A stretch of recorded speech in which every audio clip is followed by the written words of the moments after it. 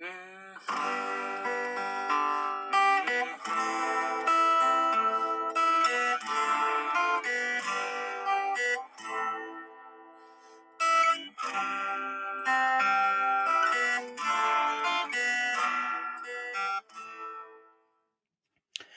right, hello there, and welcome back for another episode of the Wayword Podcast. Where there is a word, there is a way. My name is Jonathan Robinson, and I am glad that you could join me here today. I just made myself a cup of coffee. I am drinking it's kind of a dark or a raspberry dark chocolate, and it tastes good. Delicious. So, uh, coffee is the only way to go. All right. On our previous episode, we began an Advent series, and we're going to be continuing through that through the month of December.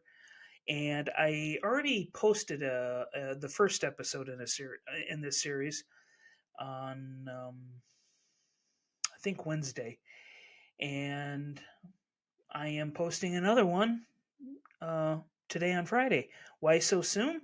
Well, because I think I have about 6 episodes planned, and there are 5 weeks in Advent, so I'm trying to get it all lined up with the calendar. So that meant doing 2 episodes here at the beginning. So that's how we're doing it, and so yeah.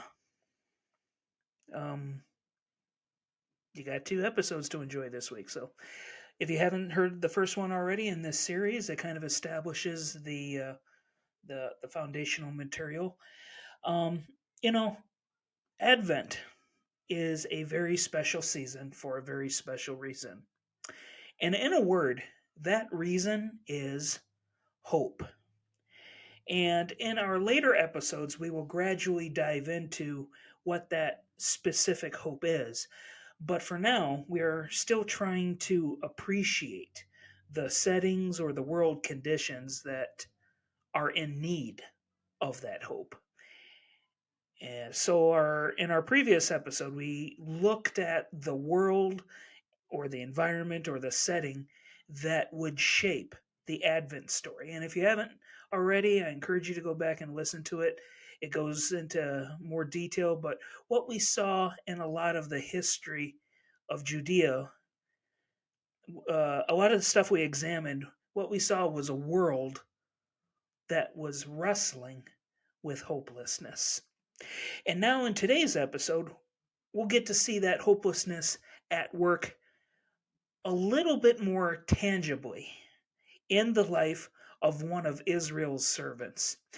And then we'll see where that story goes. So we're just going to return to the text that we left off from in the last episode, and we'll just jump into it.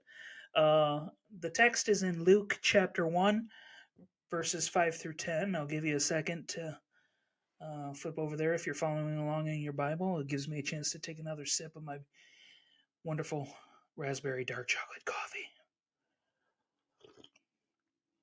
All right. And let us begin. Verse 5. In the days of King Herod of Judea, there was a priest named Zachariah, who belonged to the priestly order of Abijah. His wife was descended from the daughters of Aaron, and her name was Elizabeth. Both of them were righteous before God, living blamelessly according to all the commandments and regulations of the Lord. But they had no children, because Elizabeth was barren, and both were getting on in years. Once, when he was serving as priest before God during his section's turn of duty, he was chosen by lot, according to the custom of the priesthood, to enter the sanctuary of the Lord to offer incense. Now, at the time of the incense offering, the whole assembly of the people was praying outside. Okay. Now, we have already talked about how the history in Judea had shaped a national atmosphere that felt quite hopeless. Now, here we get a sense of that heaviness in the form of a man named Zacharias. And Zacharias was a priest. And amongst their fellow Jews, being a priest was a privileged role. The people looked up to the priests. And in a sense, the priests enjoyed a bit of prestige. But in another sense, serving as a priest was not what it once was. On a larger national level, the priesthood in Judea was enduring a lot of what could be called traumatic memories. The national failure of exile from generations earlier was a memory of guilt and shame that still loomed large over both the people's and the priests' collective memories. And then later down the line in 164 BC, Antiochus Epiphanes sacrificed a pig on the temple altar. And that event was so insulting and viewed as a desolation that it just seared itself into the consciences and the institutional memory of the people and the priests. And then about a century later, in during the arrival of Rome in 63 BC, when General Pompey um, came into Rome, and there was a lot of Jewish defenders fighting back against the Romans, and I think they were located right there near the temple. And Pompey, I believe, massacred some 12,000 Jews defending the temple. And afterwards, he entered into the holy place, which was, a Gentile entering the Holy of Holies was an act of defilement. And when he saw that there was no idol there, he declared the Jews to be atheists or godless. And this event was experienced as a kind of violation.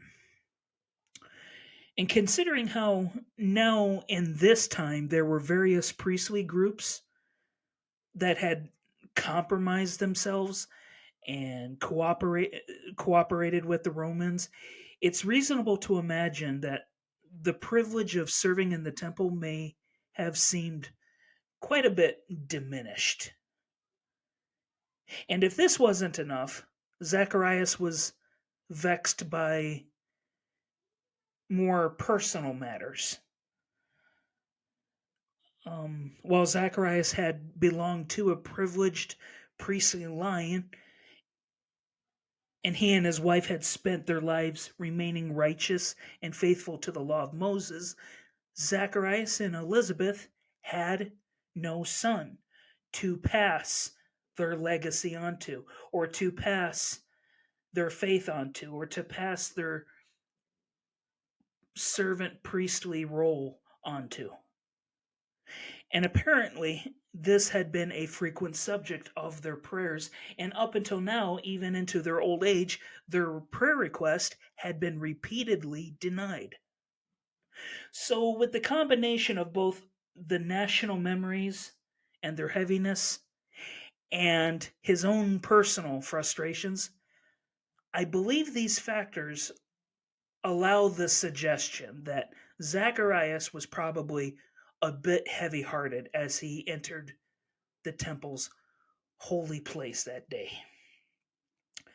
And even though he was there to offer incense to the Lord, I surmise that for him, hope was a hard thing. But why is this day different than all others?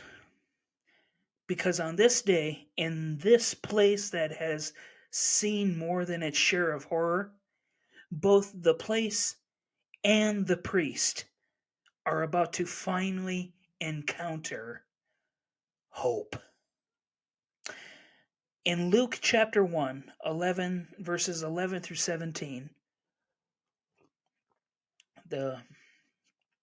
as we continue, the text says, "Then there appeared to him an angel of the Lord, standing at the right side of the altar of incense.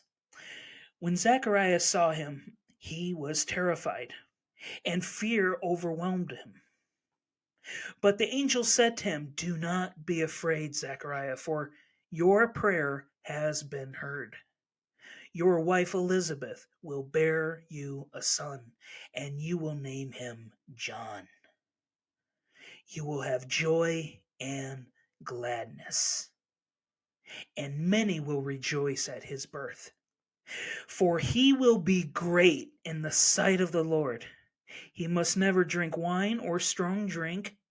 Even before his birth, he will be filled with the Holy Spirit. He will turn many of the people of Israel to the Lord their God. With the spirit and power of Elijah, he will go before him to turn the hearts of parents to their children and the disobedient to the wisdom of the righteous, to make ready a people prepared for the Lord." Here now into Zacharias's disheartened frame of mind and into the desecrated holy place is hope spoken and set. Hope promised in the form of a son. And this son would be an answer to both Zacharias's personal need and the nation's larger need. This son would fill Zacharias' heart with joy, and he would be able to pass on to him his love for the Lord and his holy word. And in turn, this son would turn Israel's hearts back to God by bearing witness to the reality that despite all the horror and hopelessness that has haunted and taunted Israel all these years, God is still with them, still at work, and still the bringer of salvation. Here in the angel's message is the hope that Zacharias has always sought. And yet, it's hard to hope. In verse 18, Zechariah said to the angel, "How can I know that this will happen? For I am an old man, and my wife is getting on in years." Sometimes life can hurt so deeply, and we can go without hope for so long that we just refuse to believe it, even when it's right in front of us, after so many years of disappointment. Hope can hurt. It can feel like just one big tease. When our traumatized memories of the past color our experience of the present, we often will despair to hope for the future. But in verse 19, the angel replied, "I am Gabriel. I stand in the presence of God, and I have been sent to speak to you and to bring you this good news. But now, because you did not believe my words, which will be fulfilled in their time, you will become mute, unable to speak until the day these things occur." Now, in one sense, we could view this as God giving Zechariah a timeout. But God's discipline is not punitive or punishing. God's discipline is instructional. And to be candid, I see this silence as a gift. It's kind of like an extended Sabbath of silence. When our hearts are hard and it hurts to hope, maybe even upsetting to hope, silence and prayerful contemplation can be like a tiller to the soil. The silence gives us space to cleanse our soul or soil from the things that keep it from receiving the hope God offers us. To teach him to hope again, God made Zechariah silent for the next 9 months, so that as Elizabeth's belly would grow, so would Zacharias' hopeful anticipation of this gift of a son. While Zechariah would have to live for a season in silence, his wife's belly would be a constant reminder to him that God is not silent.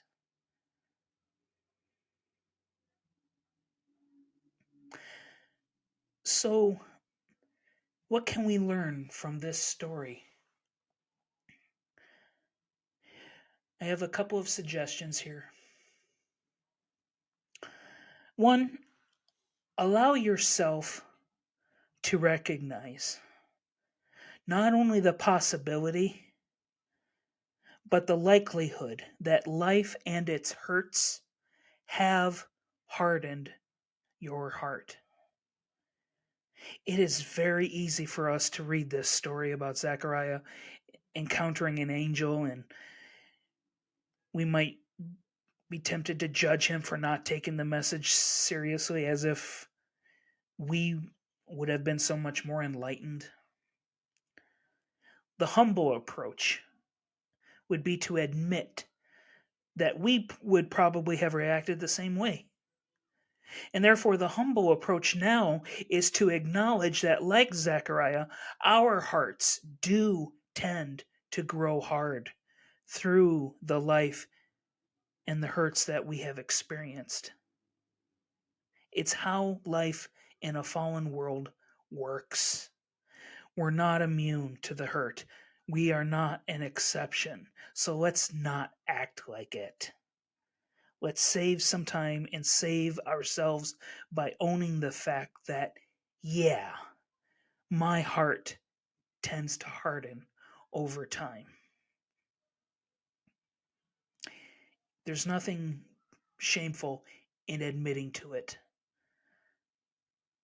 There's nothing wrong or embarrassing with acknowledging that, yeah, we do tend to get hurt and let our hearts harden because of it. There is no shame in it. We should not be insecure because of that fact. The only shame would be to not admit it, because admitting it sets us up for resolving it. A second suggestion, therefore, is allow yourself to acknowledge the harm that a heart hardened against hope can cause. Yes, depression, anger, resentment, unhealthy lifestyles. But the bigger picture is that when our hurt or our traumatized memories of the past harden or harm how we experience and process the present, we learn to not even want to face the future, and we inevitably despair of the future. And we refuse the hope, God's gifts,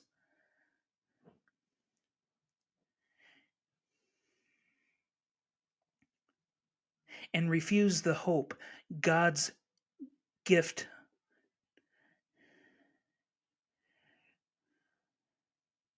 and refuse the hope God has gifted to us to help shape that future.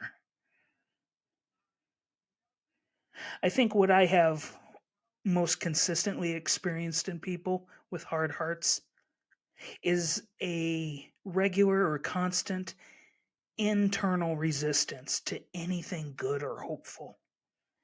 It's like they go around with an attitude that could be saying, I dare you to make me hope. My strong will and fortified facade defy your pitiful attempts to make me think that there can be anything good in this world again. And I know that in one sense, being strong and defiant is a coping mechanism or a defense mechanism or a survival technique that our bodies learned along the way to protect ourselves from getting hurt by life again.